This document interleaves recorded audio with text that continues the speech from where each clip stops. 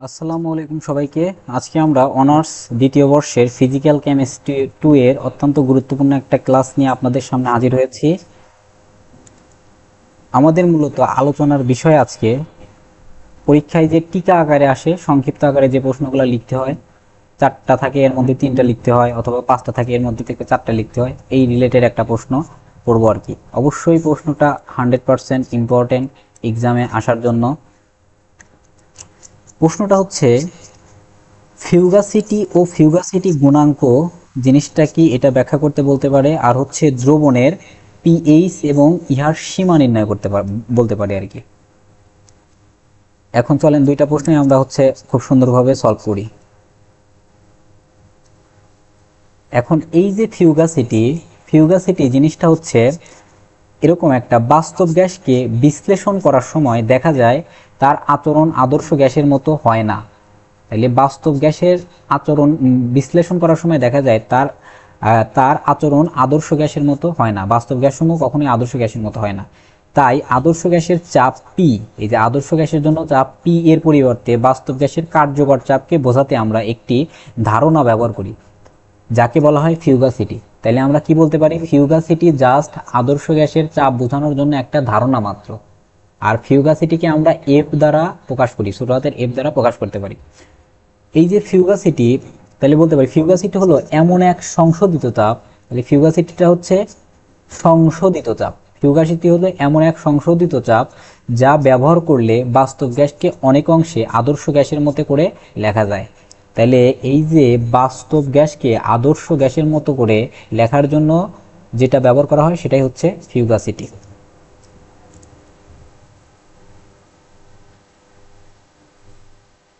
এখন ফিউগাসিটির সমীকরণ, ফিউগাসিটি মিউ সমান সমান mu not plus R T L N F, এই যে এটাই মূলত ফিউগাসিটির সমীকরণ। তাহলে ফিউগাসিটির সমীকরণ সমান সমান mu not plus R T L N F, এটাই ফিউগাসিটির সমীকরণ। এখানে মিউটা কি, বাস্তব গ্যাসের রাসায়নিক বিভব। এই যে মিউটা হচ্ছে বাস্তব গ্যাসের রাসায়নিক বিভব, এফটা হচ্ছে ফিউগাসিটি, আরটা হচ্ছে গ্যাস ধ্রুবক, টিটা হচ্ছে তাপমাত্রা। অর্থাৎ ফিউগাসিটি ব্যবহার করলে বাস্তব গ্যাসের জন্য আদর্শ গ্যাসের মতো সমীকরণ লেখা সম্ভব। এই যে চাপ ও ফিউগাসিটির, এখন চাপ এবং ফিউগাসিটির সম্পর্ক, এখন চাপকে আমরা তো পি দ্বারা প্রকাশ করি।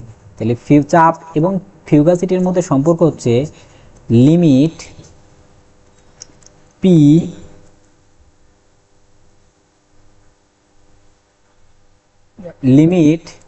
P tends to 0, fugacity F, এই জিনিসটাকে আমরা পি দ্বারা প্রকাশ করব। আসলে এই যে এতটুকু আমাদের একটু প্রবলেম হয়েছে,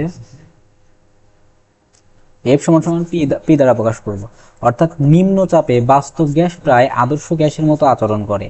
তাহলে নিম্ন চাপে, এই যে নিম্ন চাপে বাস্তব গ্যাস প্রায় আদর্শ গ্যাসের মতো আচরণ করে, তখন ফিউগাসিটি সমানুপাতিক চাপের সমান হয় আর কি।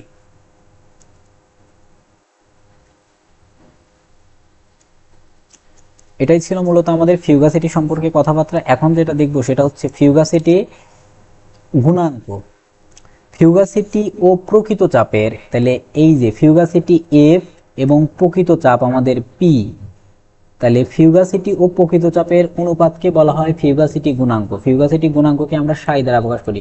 অতএব সাই সমান সমান প্রকৃত চাপ ডিভাইডেড বাই ফিউগাসিটির অনুপাতটাই আমাদের ফিউগাসিটি গুণাঙ্ক। এখানে সাইটা হচ্ছে ফিউগাসিটি গুণাঙ্ক, এফটা হচ্ছে ফিউগাসিটি, পিটা হচ্ছে প্রকৃত চাপ।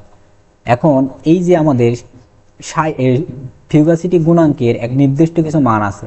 ফিউগাসিটি গুণাঙ্কের মান যদি 1 হয় হলে আদর্শ গ্যাসের মতো আচরণ করে, আর যদি 1 এর সমান না হয় তাহলে গ্যাস বাস্তব গ্যাসের মতো আচরণ করবে।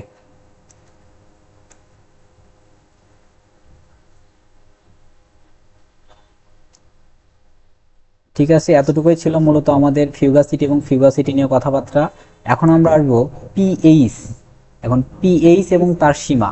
পিএইচ শব্দটি এসেছে কোথা থেকে, পাওয়ার অফ হাইড্রোজেন থেকে। তাহলে পিএইচ শব্দটি এসেছে পাওয়ার অফ হাইড্রোজেন থেকে। একটি দ্রবণের হাইড্রোজেন আয়নের ঘনমাত্রার ঋণাত্মক লগারিদমকেই আমরা পিএইচ বলি। তাহলে একটি দ্রবণের হাইড্রোজেন আয়নের ঘনমাত্রার ঋণাত্মক লগারিদমকেই আমরা পিএইচ বলি। তাহলে পিএইচ এর সংজ্ঞা, পিএইচ সমান সমান minus log of H plus ion. এখানে এইচ প্লাস হচ্ছে দ্রবণে হাইড্রোজেন আয়নের ঘনমাত্রা মোল পার লিটার এ, অর্থাৎ একটি দ্রবণের অম্লত্ব বা ক্ষারত্বের পরিমাণকে প্রকাশ করে এই যে পিএইচ। পিএইচ দ্বারাই আমরা বুঝতে পারি একটা দ্রবণ অম্লীয় নাকি ক্ষারীয় নাকি নিরপেক্ষ।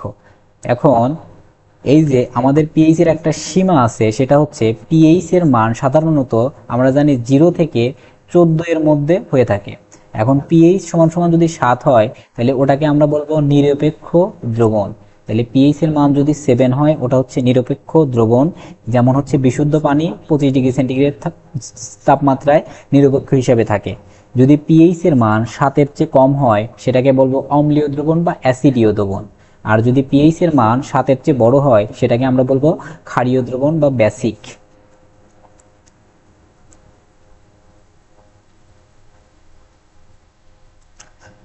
এখন এই যে আমাদের পিএইচ জিনিসটা শিখলাম, এখন পিএইচ এর গুরুত্বটা কি, আসলে পিএইচটা কোথায় কোথায় লাগে।